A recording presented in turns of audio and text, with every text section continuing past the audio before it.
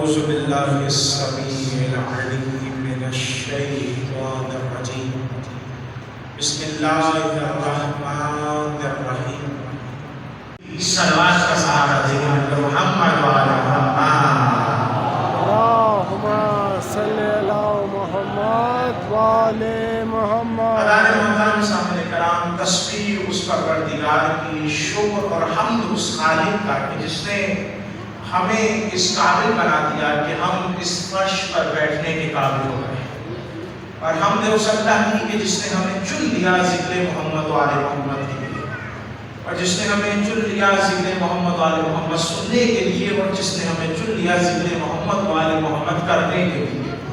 لاکھوں کروڑوں شخص اتنی بڑی دنیا میں ہر کوئی ذاکر حسین نہیں ہے، ہر کوئی ذکر حسین سننے والا نہیں ہے، ہر کوئی ذکر حسین بابا کرنے والا نہیں ہے. جسے خدا توفیق دیتا ہے وہ حسین کے لیے کچھ نہ کچھ عمل کرتا چلا جاتا ہے.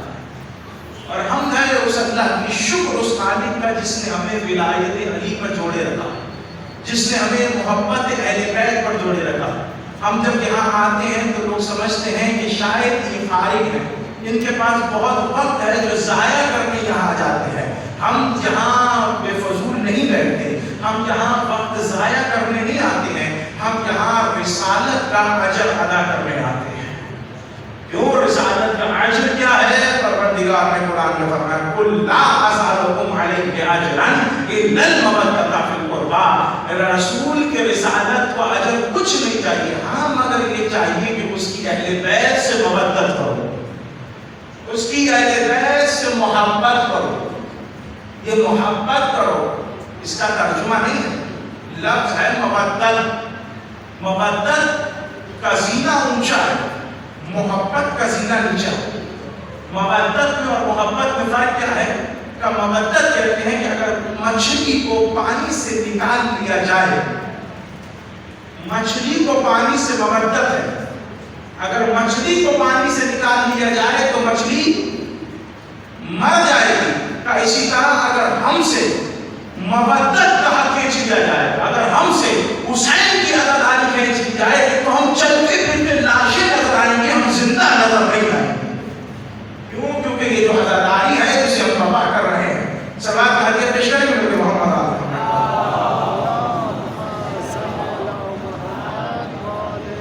جس موضوع کا اعلان کیا تھا. دیکھیے یہ فرش ہے، یہ فرش قاتل کا فرش نہیں ہے، یہ فرش مقتول کا فرش ہے، یہ فرش مظلوم کا فرش ہے، یہ فرش غریب کا فرش ہے. تو جب بھی کوئی اس فرش پر آئے، ہم نے دیکھا ہے ہر جگہ، ہر دعوت میں، ہر محفل میں امیروں کا الگ اہتمام ہوتا ہے، غریبوں کا الگ اہتمام ہوتا ہے. لیکن یہ حسین کی محفل اس میں جتنا بھی امیر ہوگا فرش پہ بیٹھے گا، جتنا بھی غریب ہوگا فرش پر بیٹھے گا، امیر اور غریب واپس بیٹھے گا. کیوں؟ کیونکہ اس فرش پر کسی اور امیر کی کیا ہوگا جس فرش پر خود امیر المومنین آ جایا کرتے ہیں، جس فرش پر زہرا جیسی امیر ذاتی آ جایا کرتی ہیں، اس فرش پر کسی اور امیر یا غریب کی کیا ہوگا. یعنی اگر امیری اور غریبی کے کسی نے سلسلے کو ختم کیا ہے تو وہ حسین کی فرش اعلیٰ ہے کہ جس نے اس سلسلے کو ہمیشہ کے لیے ختم کر دیا. کہ امیر ہوگا فرش پر بیٹھے گا، غریب ہوگا فرش پر بیٹھے گا. میں نے جملہ کہا کہ یہ جو فرش ہے یہ مقتول کا فرش ہے، یہ فرش جو ہے وہ مظلوم کا فرش ہے. اس کا مطلب کیا ہے؟ اس کا مطلب یہ ہے کہ قیامت تک اب کوئی بھی قاتل پسند ہوگا نا وہ یہ فرش کو پسند نہیں کرے گا. قیامت تک کوئی ظالم پسند ہوگا وہ اس فرش کو پسند نہیں کرے گا.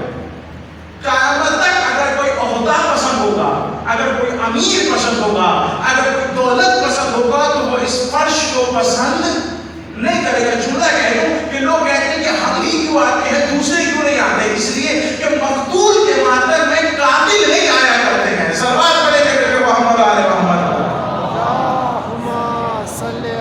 مظلوم کے فرش پر ظالم نہیں آیا کرتے ہیں، غریب کے فرش پر دنیا کو دکھانے والی امیرت نہیں آیا کرتی ہے. یہ فرش قاتل کا فرش نہیں ہے، یہ فرش مقتول کا فرش ہے. جس موضوع کا اعلان میں نے کیا تھا اسی موضوع پر گفتگو کرنا چاہتا ہوں کہ جس موضوع کے اعلان کو کروا دیا گیا تھا کہ قرآن مبارک و شان رسالت، کہ قرآن مبارک و شان رسالت، یعنی ہم شان رسالت کو قرآن کے ذیل میں سمجھیں گے کہ قرآن کیا ہے اور شان رسالت کیا ہے۔ اس کی ضرورت کیوں پیش آئی؟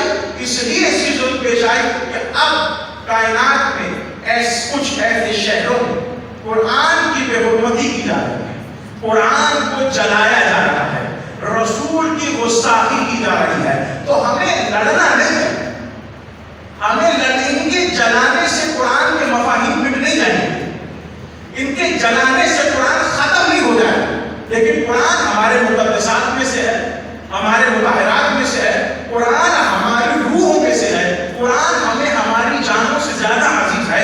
تو جب قرآن کی بے حرمتی ہوتی ہے تو ہمیں دکھ تو ضرور ہوتا ہے کہ جلایا گیا ہے، ہمیں دکھ ہو رہا ہے، لیکن مسئلہ یہ ہے کہ ہمیں کسی کو جواب دینا ہے نا، تو جواب ضروری نہیں ہے کہ اسی کے انداز میں دیا جائے، جواب ایسا ہوتا ہے کہ وہ جتنی بے حرمتی کرتا جائے آپ اتنے قرآن کے فضائل پڑھتے جائیں، آپ اتنے قرآن کو آپ علمی جواب دیں۔ لڑنا ہمارا کام نہیں ہے، مارنا ہمارا کام نہیں ہے، ہم علمی بات کرتے ہیں، علمی گفتگو کرتے ہیں اور علمی جواب دیتے ہیں۔ اس مجمع میں بزرگ بھی بیٹھے ہیں، مجھ سے بہتر جاننے والے ہیں، پروردگار ان بزرگوں کو سلامت رکھے، لیکن آج ضرورت ہے کہ قرآن کو سمجھا جائے اور شان رسالت کو سمجھا جائے۔ کیوں؟ کیونکہ لوگوں کا ہم پر ایک اعتراض ہے، تو مجلس میں آگے آ کر آپ کے سامنے بیان کروں گا، لیکن قرآن مبارک پہلے تو جس آیت کو چنا سورہ اعراف کی آیت ہے کہ جس میں پروردگار اعلان کر رہا ہے، بسم اللہ الرحمن الرحیم، والذین یتبعون الرسول الأمی الذی وَيَجِدُونَهُ مَكْتُوبًا عِندَهُمْ فِي التَّوْرَاةِ وَالْإِنْجِيلِ، کہ ایمان والے وہ ہیں، صاحبان ایمان وہ ہیں کہ جو نبی رسول امی پر ایمان لاتے ہیں، وہ نبی رسول امی، وہ نبی کہ جس کا ذکر توریت میں بھی پایا جاتا ہے اور انجیل میں بھی پایا جاتا ہے۔ آپ نے غور کیا سورہ اعراف میں پروردگار کا وہ صاحب ایمان جو اتباع کرتے ہیں اس رسول کا، کہ جس رسول کا تذکرہ توریت میں بھی ہے، زبور میں بھی ہے، اور وہ کرتا کیا ہے؟ وَيَأْمُرُ بِالْمَعْرُوفِ وَيَنْهَى عَنِ الْمُنكَرِ، جو اچھائی کا حکم دیتا ہے، برائی سے روکتا ہے، اور آگے بڑھ کر وَيُحِلُّ لَهُمُ الطَّيِّبَاتِ وَيُحَرِّمُ عَلَيْهِمُ الْخَبَائِثَ، کہ جو خدا، جو رسول یہ ہے کہ جس کا تذکرہ توریت میں بھی ہے، جس کا تذکرہ انجیل میں بھی ہے، وہ رسول کیا کرتا ہے؟ امر بالمعروف کرتا ہے، اچھائی کا حکم دیتا ہے، ونہی عن المنکر، وہ منکر سے روکتا ہے، وہ برائیوں سے بچاتا ہے، اس کے بعد وَيُحِلُّ لَهُمُ الطَّيِّبَاتِ، وہ پاک چیزوں کو حلال قرار دیتا ہے، وَيُحَرِّمُ عَلَيْهِمُ الْخَبَائِثَ، وہ خبیث چیزوں کو حرام قرار دیتا ہے، وہ نجس چیزوں کو حرام قرار دیتا ہے، اور آگے پروردگار نے بڑھ کر کہا وَيَضَعُ عَلَيْهِمْ، اور وہ ہے کہ جو ہماری گردن میں بوجھ ہے، جو ہماری گردن میں زنجیریں ہیں، جو ہمارے سر پر بوجھ ہے، وہ نبی اس بوجھ کو ہلکا کر دیتا ہے، اور آگے پروردگار نے اسی آیت میں کہا فَالَّذِينَ آمَنُوا بِهِ، بس تم جو ایمان لاتا ہے اس پیغمبر پر، اس رسول پر۔ کون پیغمبر؟ کون سا رسول؟ جس رسول کو امیین میں بھیجا ہے، جس رسول امی کو بھیجا ہے، وہ رسول امی جس کا تذکرہ توریت میں بھی ہے، جس کا تذکرہ زبور میں بھی ہے، جو حلال کو، جو پاک چیزوں کو حلال کرتا ہے، حرام چیزوں کو جو ہے نجس چیزوں کو حرام کر دیتا ہے، جس کا اختیار یہ ہے کہ وہ امر بالمعروف کرتا ہے اور نہی عن المنکر کرتا ہے، اسی حبیب کا کمال یہ ہے کہ فَالَّذِينَ آمَنُوا بِهِ، جو اب اس رسول پر ایمان لائے گا، صرف ایمان لانا کافی نہیں ہے، آیت آگے بڑھتی ہے وَعَزَّرُوهُ وَنَصَرُوهُ وَاتَّبِعُوا النُّورَ الَّذِي أُنزِلَ مَعَهُ، کہ بس جو اب اس جو ایمان لائے گا اس پیغمبر پر، اب اس کی مدد بھی کرنی ہے، اس کا احترام بھی کرنا ہے، اور اس کی اتباع کرنی ہے کہ جو نور نبی کے ساتھ اتارا گیا ہے۔ کاش میں اپنے مومنین کو یہاں تک پہنچا سکوں کہ سورہ اعراف کی آیت کہ جس کے ترجمے میں غور کیا جائے تو قرآن مبارک و شان رسالت سمجھ میں آ جائے گا۔ اللہ کہہ رہا ہے الذین یتبعون الرسول الامی الذی، کہ اللہ وہ صاحبان ایمان کے لیے ضروری ہے کہ وہ اتباع کریں۔ کس کی اتباع کریں؟ اس رسول کی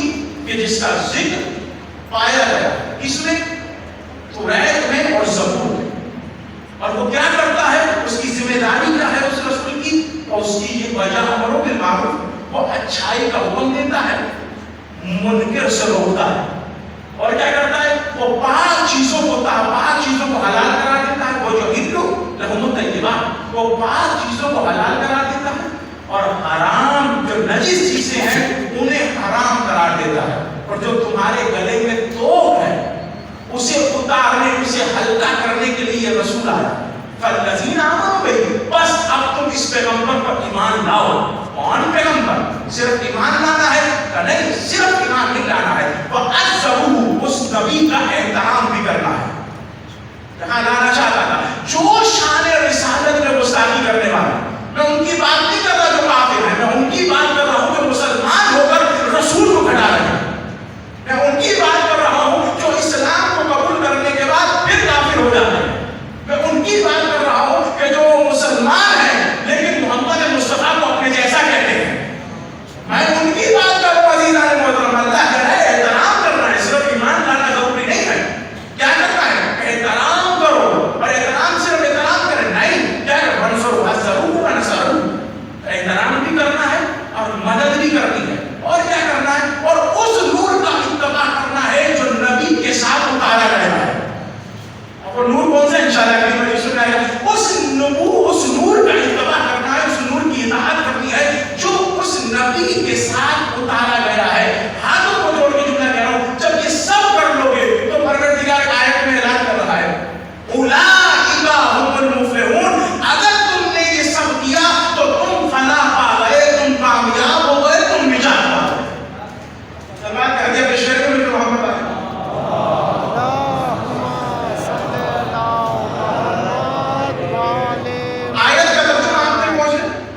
اس آیت میں پروردگار نے رسول امی کا تذکرہ بھی کروایا اور بتایا کہ یہ رسول عام نہیں ہے۔ یہ نہ سمجھنا کہ رسول کا تذکرہ صرف قرآن میں آیا ہے یا رسول 40 سال کے بعد نبی بنے، نہیں، رسول اس وقت بھی نبی تھے جب کچھ نہیں تھا۔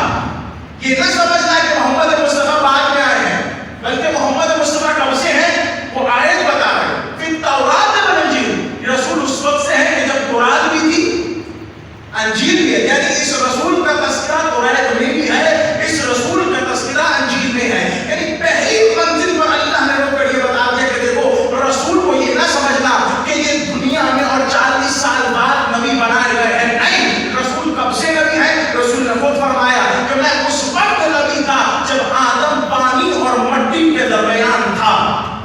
اور آپ جا کر دیکھیے گا کہ اہل سنت والجماعت کی جتنی بھی کتاب ہے اس میں یہ احادیث آئی ہے، لیکن تھوڑے سے فرق کے ساتھ آئی ہے۔ ہم نے یہ کہا کہ بین المائے والدین، لیکن ماں جسد اور جسم آئے کہ جب آدم روح اور جسم کے درمیان تھے، نبی کہہ رہا ہے میں اس وقت بھی نبی تھا۔ کس وقت بھی نبی تھا؟ یعنی اللہ نے یہ کہہ دیا کہ دیکھو اس نبی کو آسان نہ سمجھنا، اس نبی کا تذکرہ ہم نے تورات میں بھی کیا، اس نبی کا تذکرہ ہم نے انجیل میں بھی کیا۔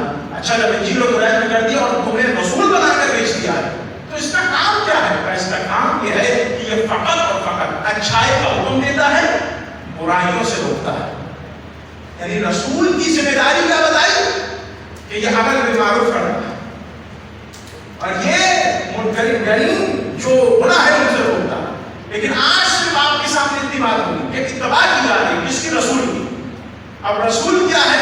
اور یہ قرآن ہے، اور قرآن وہ کتاب ہے کہ جو صرف گھر پہ سجانے کے لیے نہیں ہے، قرآن وہ کتاب ہے کہ جو فقط اور فقط سفر میں لے جانے کے لیے، بچے کے سر پر رکھنے کے لیے نہیں ہے۔ قرآن وہ کتاب ہے کہ جو صرف بچیوں کو جہیز میں دینے کے لیے نہیں ہے۔ قرآن وہ کتاب ہے جس میں تدبر کرنا ہے۔ قرآن خود چیخ چیخ کر کہہ رہا ہے افلا یتدبرون القرآن، مجھ میں تدبر کرو، مجھ میں تفہم کرو۔ قرآن پڑھنے کا کمال نہیں ہے، قرآن کو پڑھنا ثواب ضرور ہے لیکن کمال نہیں ہے۔ قرآن صرف پڑھنے کے لیے نہیں نازل کیا گیا، قرآن نازل کیا گیا ہے کہ اسے سمجھا جائے، اسے پڑھا جائے، اسے بتایا جائے، اس پر غور کیا جائے۔ کیوں؟ کیونکہ جب آپ قرآن پر غور کرو گے تو آپ کی زندگی آسان سے آسان ہوتی چلی جائے۔ آپ اپنی مشکلوں کا حل کسی بابے سے نہیں، کسی عامل سے نہیں، کسی مرشد سے نہیں، کسی پیر سے نہیں، آپ اپنی مشکلوں کا حل قرآن سے تلاش کیجیے۔ کیوں تلاش کرنا ہے قرآن سے؟ اس لیے کیونکہ وہ مرشد معصوم نہیں ہے، قرآن معصوم بنا کر اتارا گیا ہے۔ اور میں جملہ کہوں یہ قرآن آپ سمجھ نہیں سکتے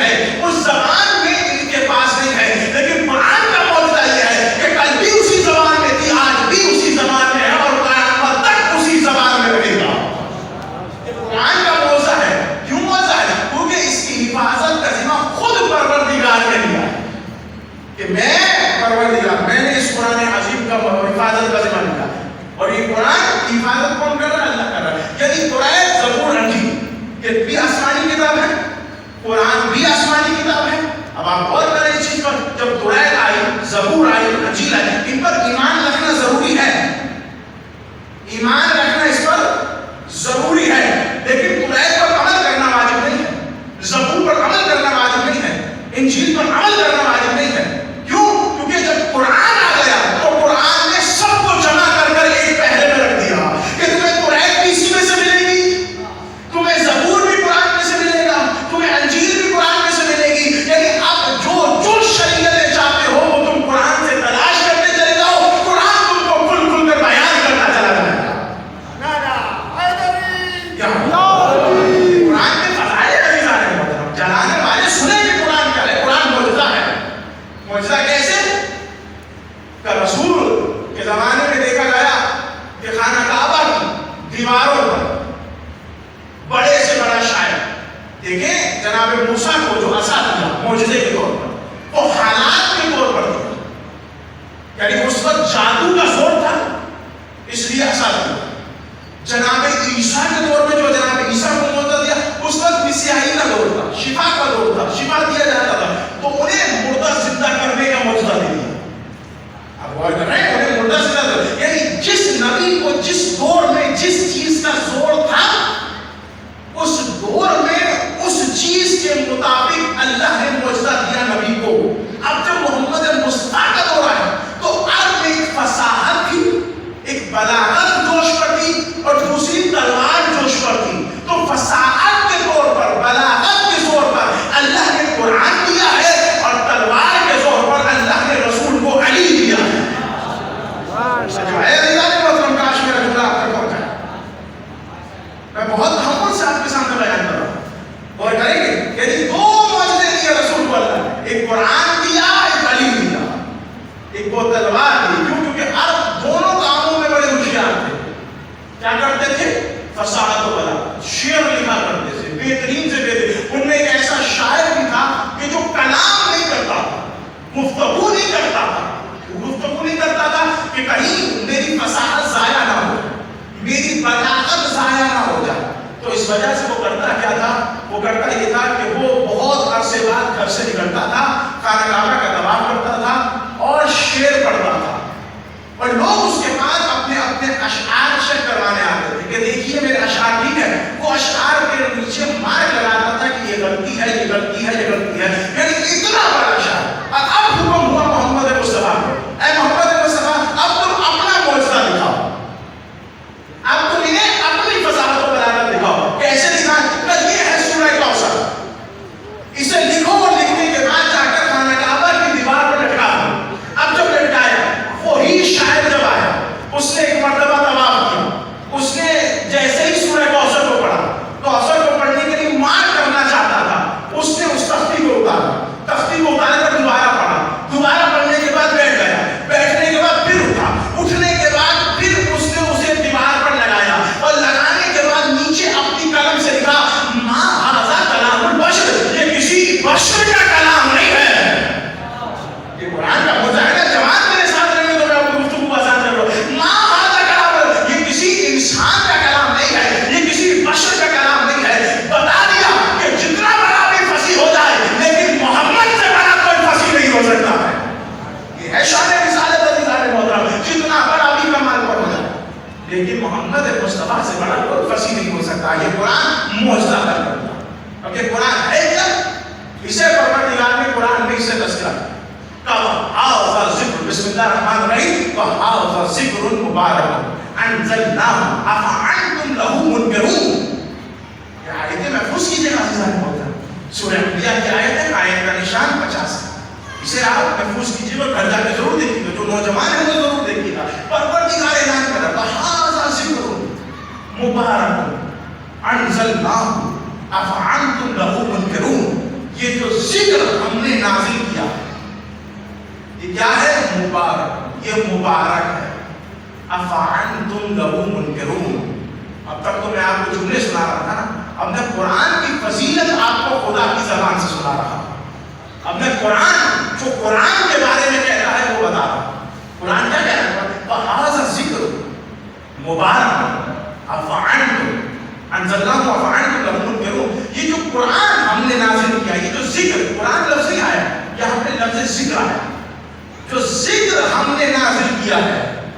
کیا ہے؟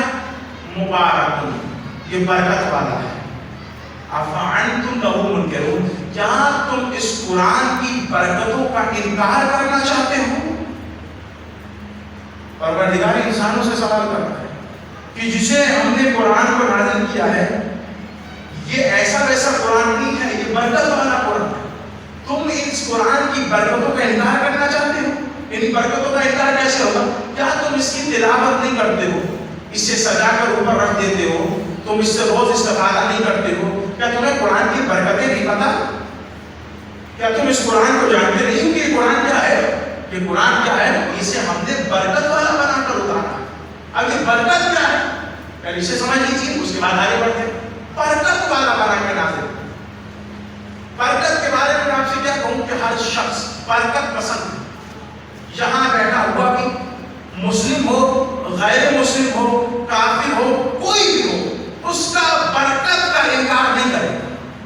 ہر شخص چاہتا ہے کہ برکت ہو، میرے کام میں برکت ہو، میرے روزی میں برکت ہو، میرے کھانے میں برکت ہو، میری دوا میں برکت ہو، میری دعا میں برکت ہو، میری اولاد میں برکت ہو، میرے ازدواج میں برکت ہو، میرے ہر کام میں برکت ہو. یہاں تک انسان چاہتا ہے کہ میرے وقت میں برکت ہو، میرے ٹائم میں برکت ہو. ایسا ہے یا نہیں ہے سر؟ حالانکہ مجھے بتا دیجیے کہ ہر انسان برکت چاہتا ہے. ایسا کوئی ہے کہ جو برکت کا انکار کر دے، جو کئی پروردگار مجھے برکتیں نہیں چاہیے؟ ایسا کبھی آپ نے کوئی شخص دیکھا جو برکتوں کا انکار کر دے؟ نہیں. ہر بندہ چاہتا ہے، قرآن کو مانے نہ مانے وہ برکت چاہتا ہے، خدا کو مانے نہ مانے وہ برکت چاہتا ہے، دین کو مانے نہ مانے وہ برکت چاہتا ہے. ہر انسان برکت چاہتا ہے.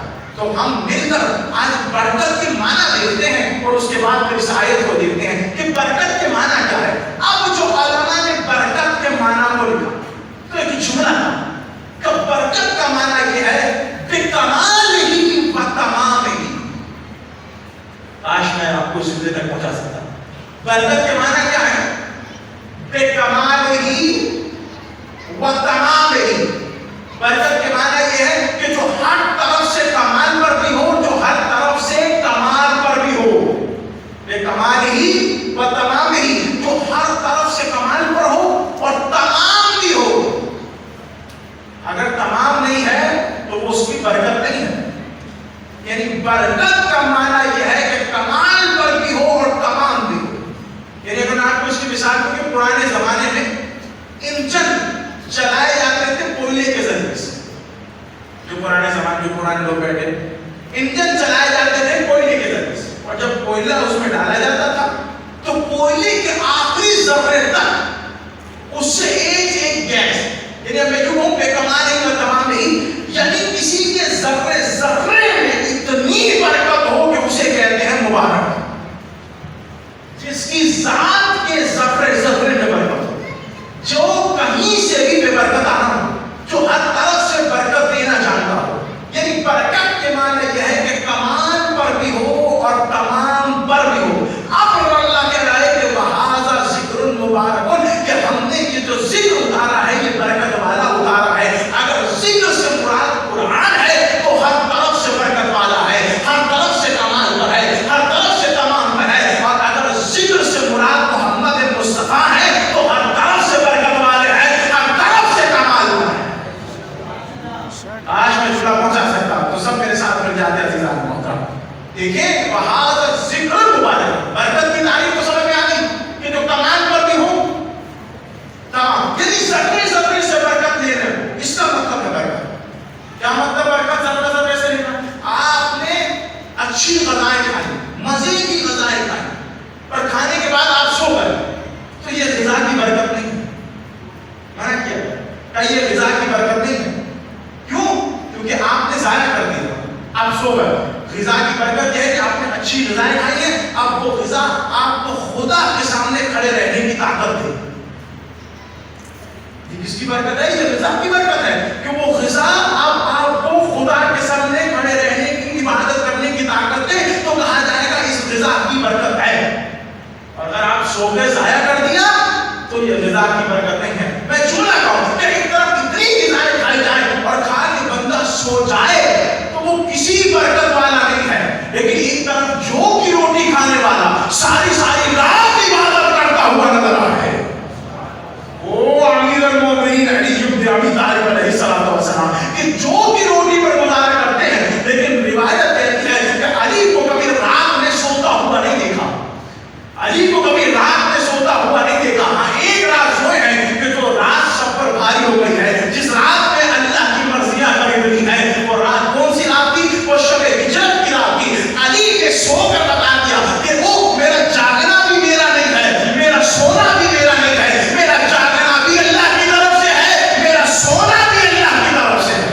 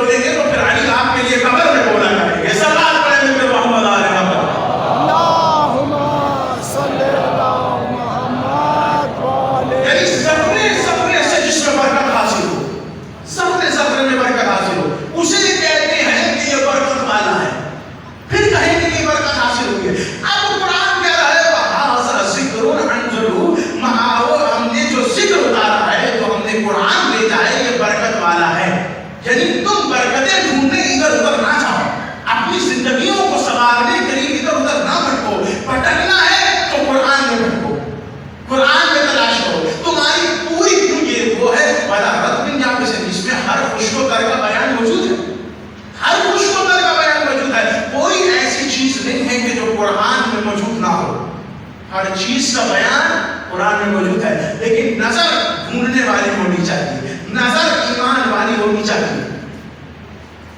اور میں آپ کے سامنے جملہ کہوں، قرآن کیا کہہ رہا ہے؟ وہذا ذکر مبارک، یہ جو ہم نے مبارک اتارا ہے، برکت والا ہے. قرآن ہر طرف سے برکت ہے. اور ایک جگہ پر پروردگار نے کہا ذکرن رسول، ہم نے رسول کو ذکر بنا کر اتارا ہے. تو اب جملہ سننے میں آسانی ہوگی. اگر اس ذکر سے مراد قرآن ہے تو قرآن بھی برکت والا ہے، اور اگر اس ذکر سے مراد محمد مصطفیٰ کی ذات ہے تو محمد مصطفیٰ بھی برکت والے ہیں.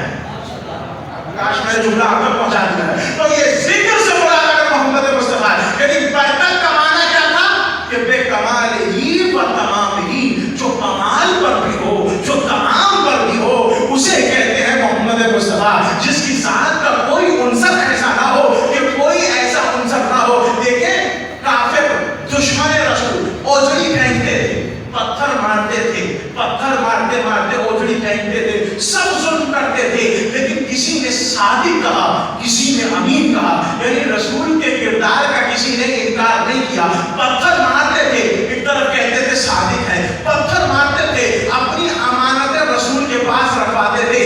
یہ کر کے بتا رہے ہیں کیوں؟ کیونکہ یہ کمال پر بھی ہے، تمام پر بھی ہے. اس کا کمال تم نہیں دے سکتے. شان رسالہ دیکھیں میں کیوں اس ٹاپک کو آپ کے سامنے رکھا، ہاتھوں کو جوڑ کے کہہ رہا ہوں، اس لیے رکھا کہ دنیا والے ایک اعتراض کر رہے ہیں ہم پر کہ یہ علی علی کر رہے ہیں، علی علی کر رہے ہیں، یہ محمد مصطفیٰ کی بات نہیں کرتے. ہے نا اعتراض؟ یہ اپنی مجلسوں میں محمد مصطفیٰ کی بات نہیں کرتے. تو ہم نے کسی نے جواب دیا تھا ٹھیک ہے آؤ بدر کا تذکرہ کرتے ہیں، کہا نہیں اس میں نہیں ہے. آؤ شب ہجرت کا تذکرہ کرتے ہیں، کہا نہیں اس میں نہیں ہے. یعنی جہاں بھی رسول کا آپ تذکرہ کرو گے وہاں آپ کو علی نظر آئیں گے. رسول کی زندگی کا کوئی لمحہ بھی علی سے خالی نہیں ہے، یا علی سے خالی نہیں ہے، یا علی کے باپ ابو طالب سے خالی نہیں ہے. دونوں چیزوں سے رسول کی زندگی خالی نہیں ہے. رسول نے آنکھ کھولی ہے لیکن پرورش ابو طالب کی گود میں پائی ہے. یہ ابو طالب کی گود میں، میں جملہ کہہ رہا ہوں، لوگوں کا دوسرا اعتراض کیا ہے کہ یہ علی کو حد سے بڑھا دیتے. میرے جوان یہ جملہ لے کر جائیں اور دلوں پر تحریک کریں. بزرگوں سے میرا خطاب نہیں، مجھ سے بہتر جانتے ہیں، اس سے میرے لیے دعا کریں. کیا اعتراض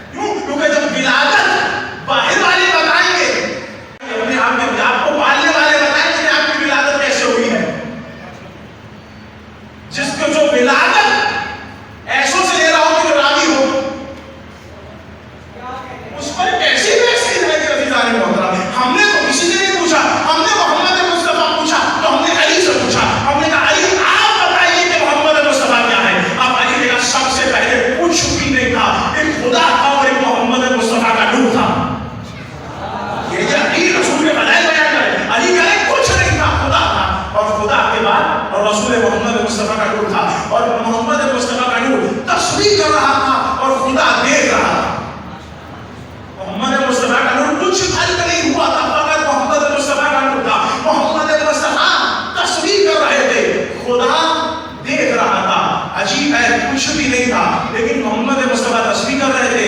خدا دیکھ رہا تھا کہ کون ہے جو چشمدید گواہ بن کر ہمیں سنا رہا ہے. اللہ اکبر. یہ کون ہے؟ علی ابن ابی طالب. قسم خدا کی. کیوں؟ کیونکہ علی اور رسول کا نور الگ الگ نہیں ہے، ایک ہی نور سے تخلیق ہے ان کی.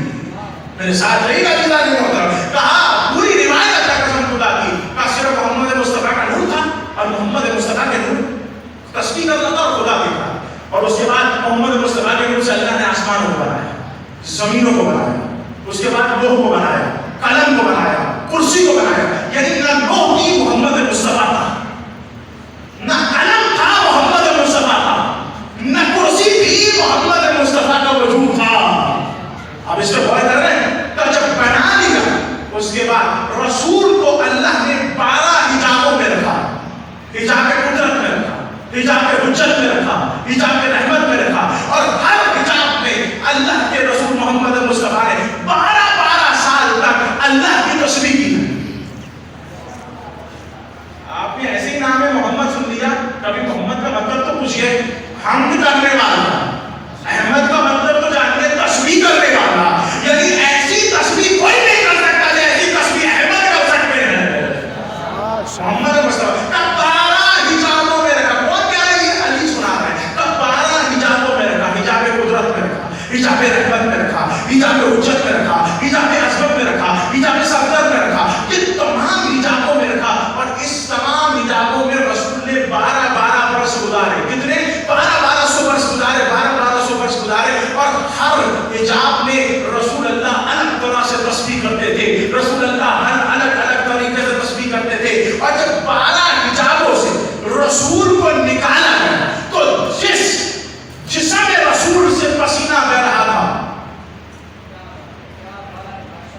12 سمندروں سے، جملہ کو آسان کر دوں، 12 سمندروں سے رسول کو غوطہ زن کرنے کے بعد جب نکالا گیا تو جو پسینہ رسول کے جسم سے بہ رہا تھا اس کی تعداد 1,24,000 تھی. تو جو پہلے والا پسینہ تھا اس سے اللہ نے ایک نبی بناتا چلا گیا. آپ نے غور نہیں کیا؟ انہوں نے محمد مصطفیٰ کسی اور سے سنا ہے. ہم سے سنیے، ہم بتاتے ہیں. ہم سے کیا؟ علی سے سنیے، علی بتاتے ہیں. یہ پسینہ کیا ہے؟ کبھی آپ بازار میں جائیے اور بازار میں جا کر کہیے کہ میرا یہ پسینہ خرید لیجیے، کوئی نہیں خریدے گا. کیوں؟ کیونکہ یہ فضولیات میں سے ہے، یہ ضائع ہو جانے والی چیز ہے. جس کے پسینے سے انبیاء بنتے ہوں اس پسینے کا کیا ہوگا؟ آپ سنیے، جس کا پسینہ ایسا ہو اس کا خون کیسا ہوگا، اس کا گوشت کیسا ہوگا. جس کا پسینے کے عوض نبی بنتے ہو اس کے خون سے علی بنتے ہیں. اسی لیے کہا تھا یا علی لحموں کا لحمی و دموں کا نبی. یا علی تیرا گوشت میرا گوشت ہے، تیرا خون میرا خون ہے. ماشاءاللہ.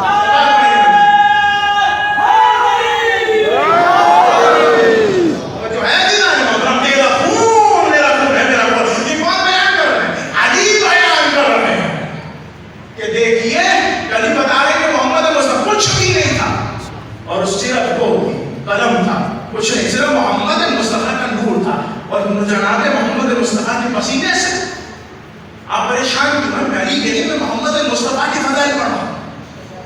آپ غور کریں کہ انہوں نے سنا کسی اور سے تھا. ہم سے سنیے. آپ بتائیے علی افضل ہے کہ محمد مصطفیٰ؟ صلوات پڑھیں گے محمد آل محمد. اللہم صلی علی محمد و آل محمد. ذکر ہے کہ ہر طرف سے برکت والا ہے، یہ ہر طرف سے مبارک ہے، اس کی برکتیں الگ ہیں. اب یہ سنا ہم نے، اس لیے اس موضوع کو رکھا گیا کہ یہ سنے تو صحیح کہ محمد مصطفیٰ کی شان کیا ہے، محمد مصطفیٰ کا مقام کیا ہے. روایت ختم نہیں ہوتی کہ جب انبیاء بنا لیے گئے اس کے بعد اللہ نے لوگ کو بنایا، قلم کو بنایا، کرسی کو بنایا، اور پھر اللہ نے حکم کیا اس سے. بس آخری جملے آپ کی ذہن کے تمام مسائل تک چلا جاؤں گا. حکم کیا اس سے، قلم سے، کہ میری توحید دیکھو. اس سے حکم کیا اللہ نے قلم سے کہ میری توحید دیکھو. کا پہلی مرتبہ اللہ نے براہ راست قلم سے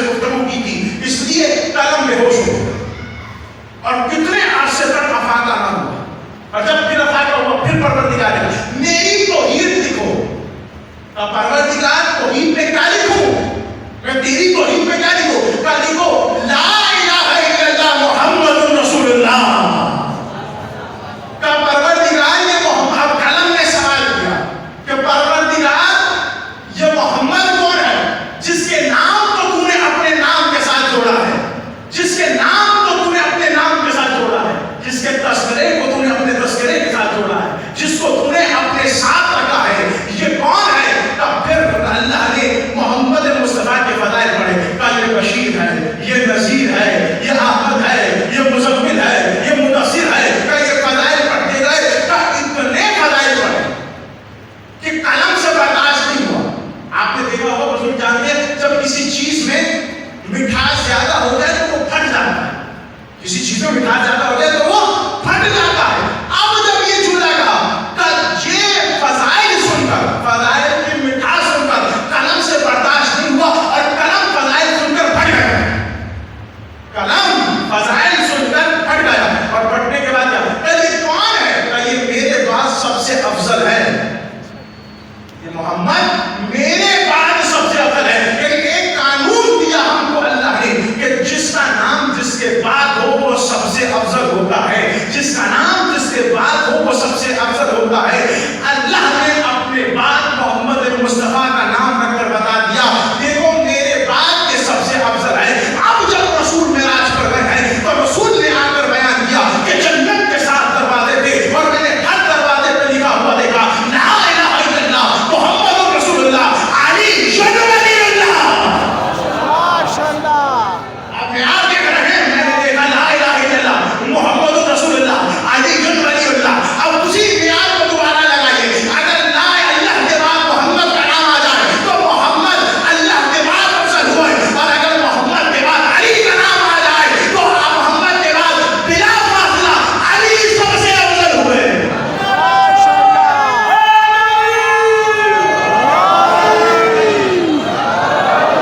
آپ کے بزرگ سلامت رہنے والے محترم جو آج بھی ان مجلسوں کی رونق ہے، یہ سفید داڑیاں سفید بال لے کر جو بیٹھے ہیں، انہیں کو دیکھ کے تو مجمع پریشان ہے کہ یار کام نہیں ہوتا، لیکن بیٹھے ایسے ہیں جنہیں یہی سننے کے لیے کافی دیر تک وہ اسی لیے تو پریشان ہے کہ جب نعرہ تکبیر لگتا ہے تو آہستہ سے اللہ اکبر کہہ دیتے ہیں، جب نعرہ رسالت لگتا ہے تو آہستہ سے، لیکن جب نعرہ ولایت نعرہ علی لگتا ہے تو ہم نے ان کے بوڑھوں کو جوان ہوتے دیکھا ہے. میں اپنے بزرگوں کی بیان کر رہا ہوں، تو ہم نے ان کے بزرگوں کو جوان ہوتے دیکھا ہے. شاید میں نے یہ جملہ پچھلے برس بھی کہا تھا کہ ان کی بھول ہے کہ ہم نعرہ تکبیر ہلکا لگاتے ہیں. نہیں، جیسی توحید ہم جانتے ہیں ویسی توحید یہ نہیں جانتے. یہ ان کی غلط فہمی ہے کہ ہم نعرہ رسالت ہلکا لگاتے ہیں. کیوں؟ جیسی شان رسالت ہم جانتے ہیں ایسی شان رسالت کوئی نہیں جانتا ہے. پر ان کی غلطی ہے کہ ہم نعرہ ولایت اونچا لگاتے ہیں. نہیں، ہم نے ایک حد رکھی ہے کہ پہلے خدا، پھر محمد مصطفیٰ، پھر علی. محمد مصطفیٰ سے لے کر 12 آئمہ تک تمام کو یہ شرط حاصل ہے کہ یہ سب سے بزرگ ہیں، لیکن بھلے ابو طالب بھی گود میں ہیں. آپ نے بولتے بھلے جناب ابو طالب بھی گود میں ہے. اب آپ غور کر لیجیے گا کہ جس نے تھوڑے برس پالا ہے وہ کیسے ہیں، اور جس نے اتنے برس پالا وہ کیسے ہیں. اب غور کریں، مجھے آنا ہے کہ جب رسول کا تذکرہ ہو جائے اور رسول کے بعد تذکرہ نہ ہونا، اگر وہ اب جناب ابو طالب میں تو یہ زیادتی ہو جاتی ہے. میں آپ کے سامنے بیان کر رہا ہوں، لیکن اتنا جملہ سنیے گا کہ نعرہ تکبیر ایسا، نعرہ رسالت ایسا، نعرہ ولایت، نعرہ حیدر ایسا کچھ نہیں ہے، غلط نہیں ہے. ہم نے جب کافروں سے مقابلہ کیا تو ہم نے نعرہ تکبیر بلند لگایا. جب ہم نے مشرکوں سے جب مقابلہ کیا تو ہم نے نعرہ تکبیر بلند لگایا. جب ہمارا جو دشمن، جو ہمارا مقابلہ جب رسول کے دشمنوں سے ہوا تو ہم نے نعرہ رسالت بلند لگایا ہے. آج ہمارا مقابلہ نہ توحید کے دشمنوں سے ہے، نہ رسالت کے دشمنوں سے ہے. آج ہمارا مقابلہ ہے ولایت کے دشمنوں سے. اس لیے ہمارے جوان پورے جوان ہو جاتے ہیں علی کا نام سن کر. یہ ہمارے جوان بزرگوں میں وہ جوش بلبلہ آ جاتا ہے جو حبیب ابن ملاحم کا بلبلہ تھا. توجہ کیجیے گا، میں یہ پیغام دیتا ہوں، چاہے رہوں نہ رہوں وہ اللہ کے ہاتھ میں، لیکن پیغام دے رہا ہے سب کچھ بھول جانا، دو چیزیں کبھی نہ بھولنا. ایک مولا کی ولایت، دوسرا باب فتن. یہ دونوں چیزیں اپنے بچوں کو دو چیزیں یاد کروائیے. خطبہ حدیث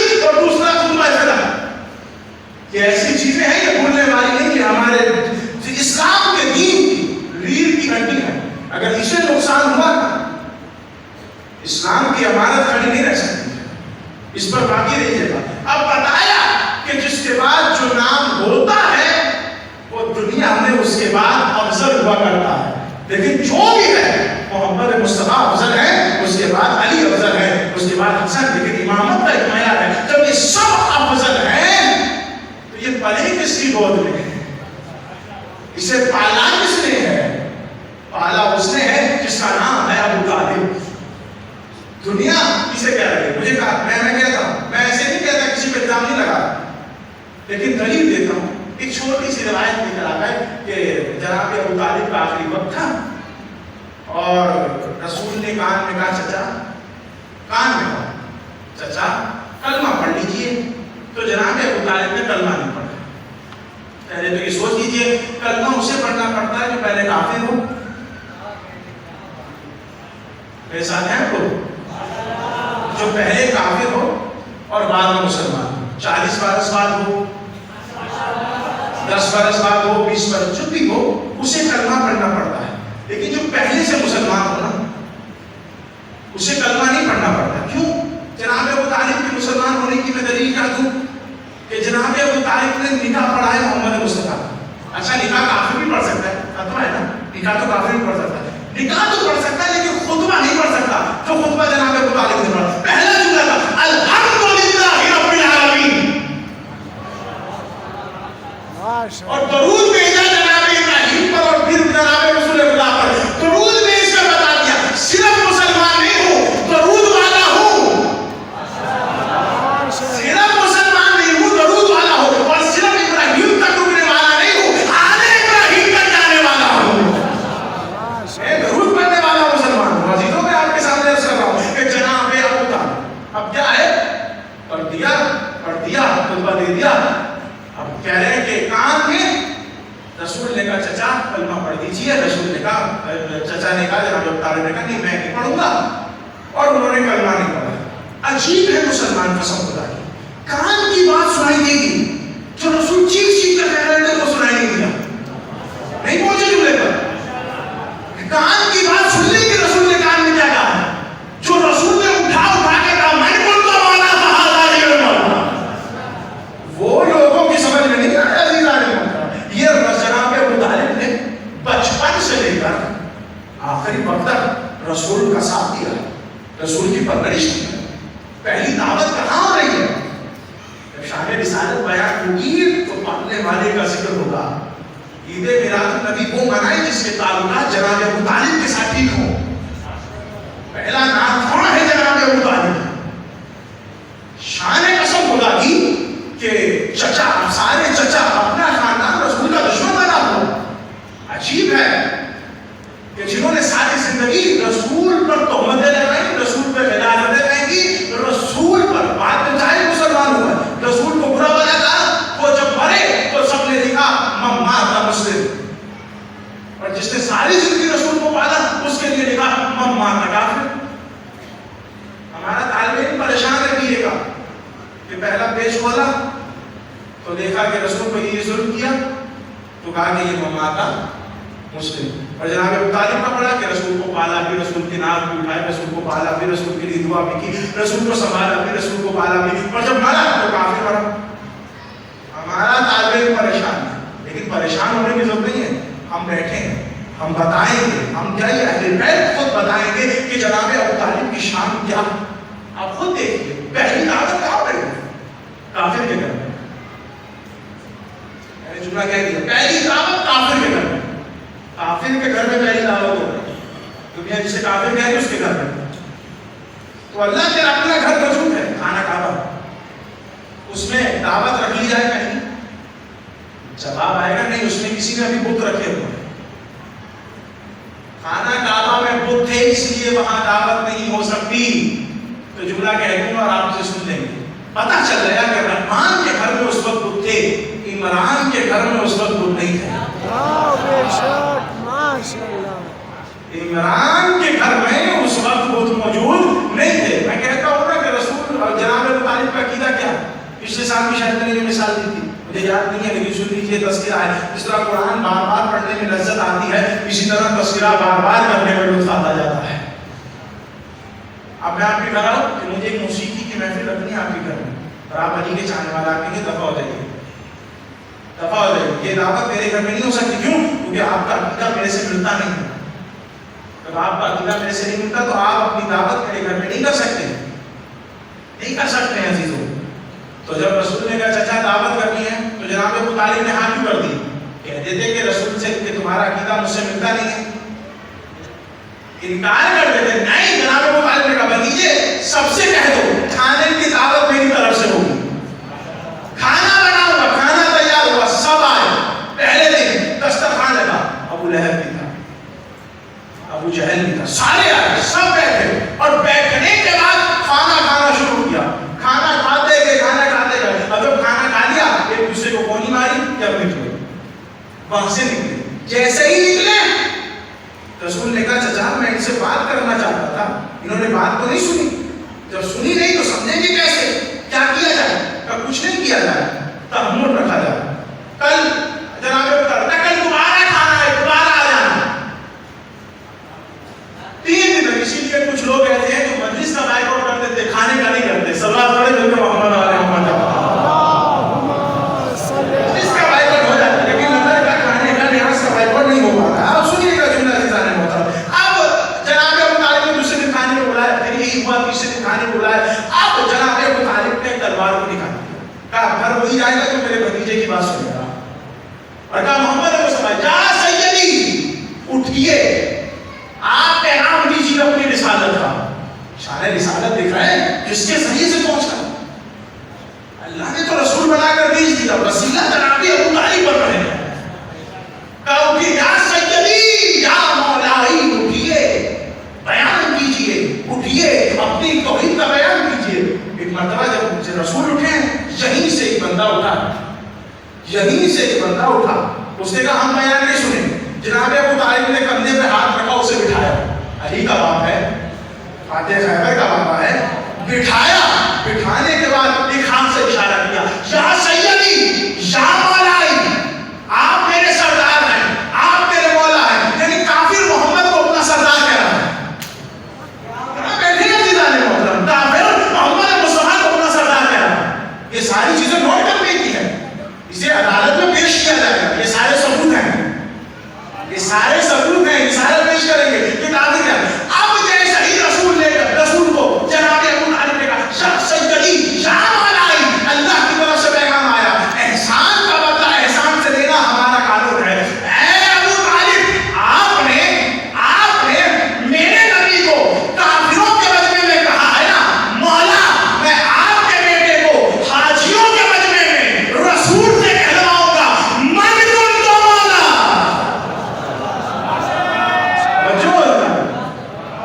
من کن تو مولا، میں یہ کہلواؤں گا. کہا حاجیوں کے مجمع میں.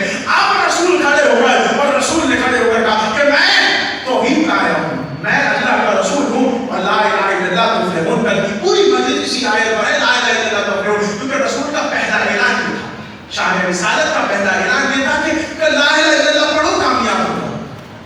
لا الہ الا اللہ اولئک هم المفلحون، جس طرح میں نے آیت کو ختم کیا تھا کہ فلاح کیسے پائیں گے انشاءاللہ کل بات ہو، لیکن اسے ذہن میں رکھیے گا کہ لا الہ الا اللہ پڑھو فلاح پاؤ. رسول نے کہا لا الہ الا اللہ پر ایمان لیا، اللہ ایک ہے، تمہارے بت بیکار ہیں، یہ تمہارے بت بیکار ہیں، یہ کچھ نہیں کر سکتے. یہ کیسا بت ہے؟ اب خود ہی بناتے ہو، خود ہی پوچھتے ہو. تھوڑا سا آگے آ جائیے تاکہ پیچھے والے کو بیٹھنے میں آسانی ہو. سلام پڑھیں گے محمد آ رہے ہیں. گفتگو تمام ہو گئی ہے. سلام پڑھنے میں تھوڑا سا آگے آ جائے، پیچھے والے کو بیٹھنے میں آسانی ہو جائے. سلام پڑھیں گے محمد آ رہے ہیں. معصوم کا فرمان ہے بلند آواز سے درود پڑھنے سے دل کا نفاق دور ہو جاتا ہے. ایک مرتبہ بلند آواز سے درود پڑھیں.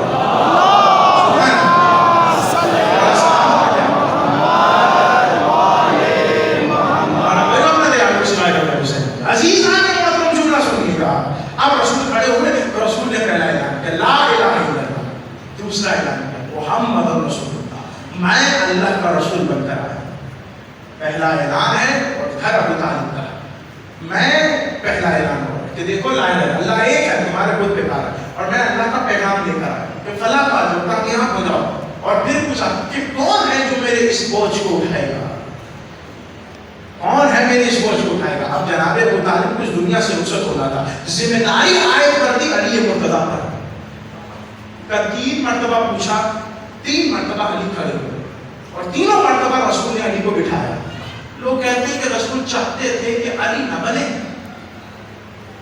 رسول چاہتے تھے کہ علی نہ بنے، اس لیے رسول بار بار بٹھا رہے تھے. نہیں، رسول بتانا چاہتے تھے دیکھو میں نے پوچھا بھی ہے پھر بھی کوئی اس قابل نہیں ہے کہ جو میرا جانشین بن سکے. علی 3 مرتبہ کھڑے ہوئے اور 3 اور آخر میں کہا 10 سال کی عمر میں علی کہہ رہے کہ یا رسول اللہ میں آپ کے اس بوجھ کو اٹھانے میں تیار ہوں، میں آپ کے اس بوجھ کو اٹھاؤں گا. یعنی جو 10 سال کی عمر میں نبوت کے بوجھ کو اٹھائے اسے علی ابن ابی طالب کہتے ہیں. 10 سال کی عمر میں.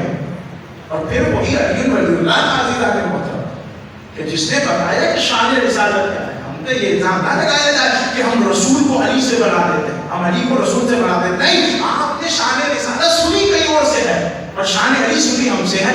ہم سے ہی شان رسالت سنو اور ہم سے ہی شان علی سنو، پھر فیصلہ کر لو کہ کسے ہم نے بنایا ہے. فیصلہ ہم آپ پر چھوڑتے ہیں. علی کہہ رہے ہیں علی اور رسول کا فرق آپ کو نہیں پتا. نبی کو بادشاہ ہے کہ جس کی نالین کو علی اپنے امامے سے صاف کرتے ہیں. رسول وہ شہنشاہ. میں آپ کے سامنے عرض کروں گا کہ کہاں محمد مصطفیٰ کے بعد علی مرتضیٰ کا تذکرہ ہے. اور وہ نور کون سا ہے جس کی اتباع کا اللہ نے حکم دیا ہے؟ وہ نور علی کا نور ہے کہ جو رسول کے ساتھ اتارا گیا ہے. انشاءاللہ تھوڑے وقفے سے 10 دن اس جملوں پہ گفتگو ہوگی. لیکن ولایت ہے اور ولایت کیا ہے کہ رسول آئے کیوں ہیں؟ فلاح کا پیغام دے کر، کامیابی کا پیغام پہنچانے کے لیے. اور یہی جملہ علی نے کہا کہ میں پیغام دینے آیا ہوں فلاح کا. انشاءاللہ کل اس پہ گفتگو ہوگی. اور یہی جملہ حسین مدینے سے نکلتے ہوئے کہہ رہے ہیں کہ میں جنگ کے لیے نہیں جا رہا ہوں، میں لڑائی کے لیے نہیں جا رہا ہوں، بلکہ میں امت مصطفیٰ کی اصلاح کے لیے جا رہا ہوں. میں امت مصطفیٰ امت محمد کے فلاح کے لیے جا رہا ہوں. میں چاہتا ہوں کہ امت محمد فنار نہ ہو. میں چاہتا ہوں کہ یہ تمام کے تمام فلاح پا جائیں. اس لیے جب امام حسین نکلے ہیں تو نہ پرواہ کی گئی کہ زینب کی رضا کا کیا ہوگا، نہ پرواہ کی گئی کہ سکینہ کے رخساروں کا کیا ہوگا، نہ پرواہ کی گئی کہ رقیہ کی چادر کا کیا ہوگا، نہ پرواہ کی گئی کہ اکبر کے سینے کا کیا ہوگا، نہ پرواہ کی گئی کہ قاسم کے ٹکڑوں کا کیا ہوگا. عزادارو اپنے بچوں کو لے کر، اپنے بیٹیوں کو لے کر، اپنی بہنوں کو لے کر حسین فقط اور فقط محمد مصطفیٰ کی امت کی اصلاح کے لیے نکلے ہیں. فقط اور فقط اللہ کے دین کو بچانے کے لیے نکلے ہیں. عزیزو آپ نے جملے سنے ہیں اور جملے سنتے رہتے ہیں، مولا آپ کو کوئی غم نہ دے سوائے غم حسین کو. لیکن میں نے کل بھی یہ جملہ کہا تھا کہ یہ جو دن ہے نا یہ رونے کے دن ہے. یہ فاطمہ زہرا کو پرسے دینے کے دن ہے. یہ شہزادی سکینہ کو پرسہ دینے کے دن ہے.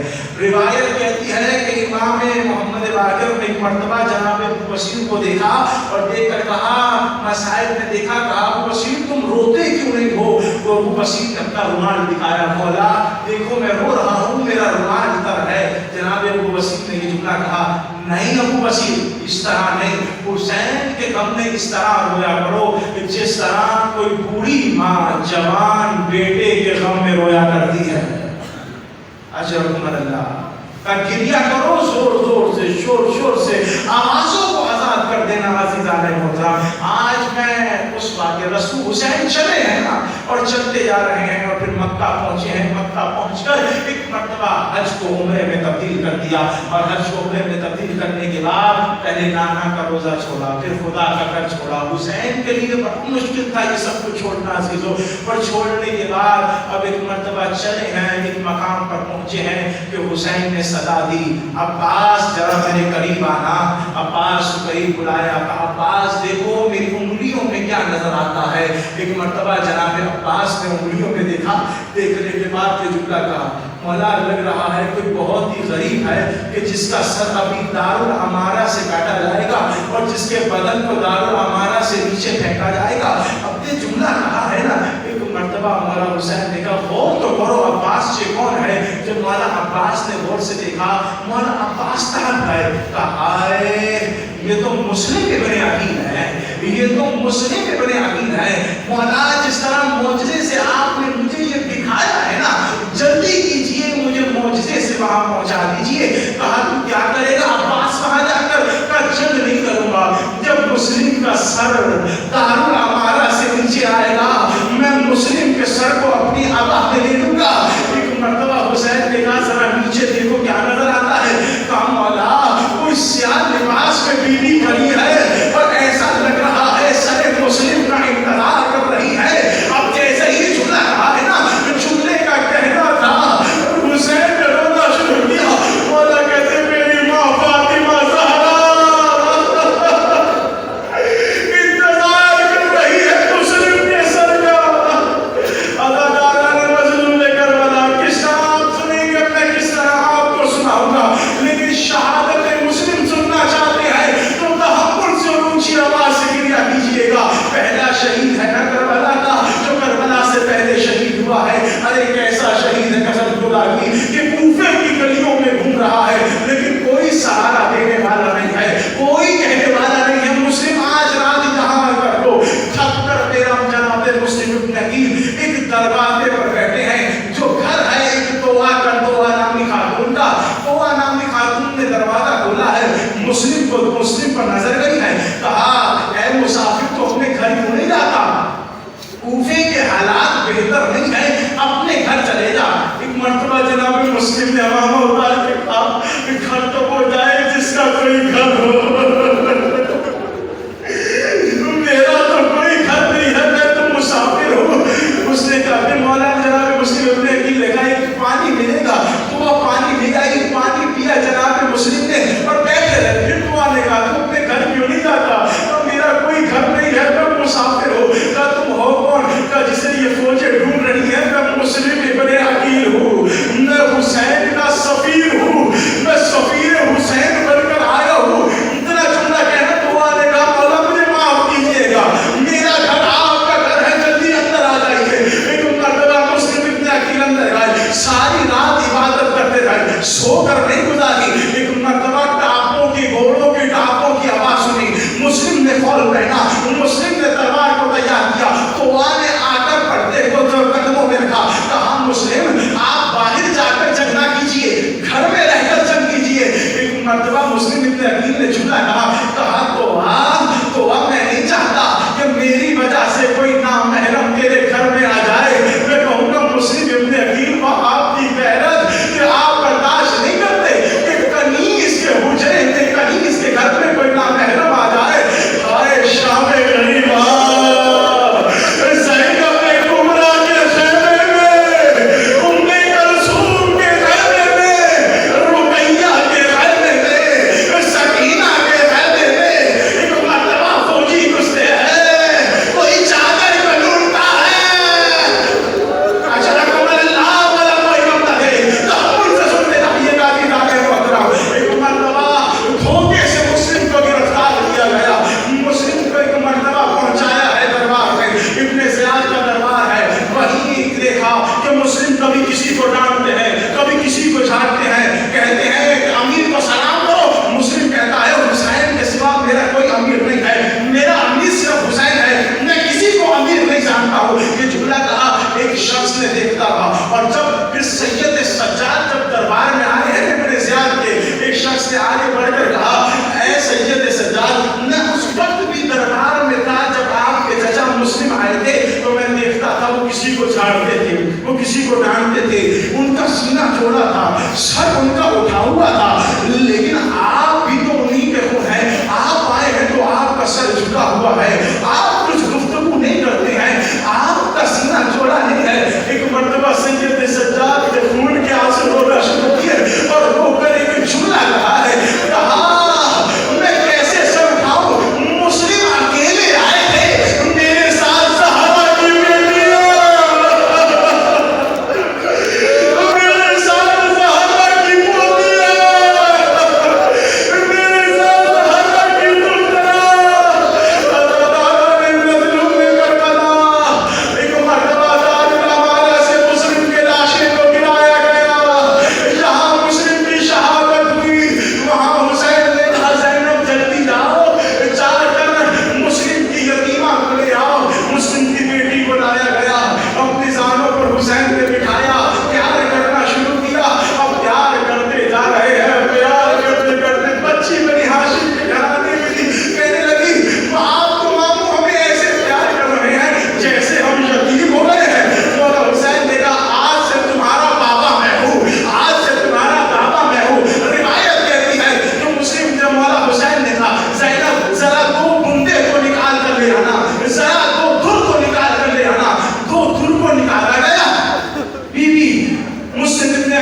یتیمہ کے کانوں میں ڈالا گیا. راوی کہتا ہے کہ 4 سالہ معصومہ بچی یہ عمل دیکھ رہی تھی اور اس نے اپنے ذہن میں یہ بٹھا دیا تھا کہ جب کوئی یتیم ہوتا ہے اس کے سر پہ شفقت بڑا ہاتھ رکھا جاتا ہے. جب کوئی یتیم ہوتا ہے اس کے کانوں میں بالیاں پہنائی جاتی ہے. تو اب جناب غریبہ میں سکینہ یتیم ہو گئی. انتظار کا میرے کانوں میں بالیاں پہنانا کے لیے بتاؤ کوئی آئے گا میرے کانوں میں بالیاں پہنائے گا. ہاں اللہ شمر آیا اس نے سر پر ہاتھ رکھا لیکن پیار کرنے کے لیے نہیں, بالوں میں ہاتھ ڈال کر منہ پر تماچے. اجرکم اللہ, منہ پر تماچے. بالیاں پہنائی تو نہیں ہے لیکن جو بالیاں بڑے پیار سے بابا نے پہنائی تھی اسے اس میں دردی سے اتارا. سکینہ بلائی نہیں بابا, وہ مسلم کی یتیمہ کا نصیب, یہ حسین کی یتیمہ. الا لعنت اللہ علیکم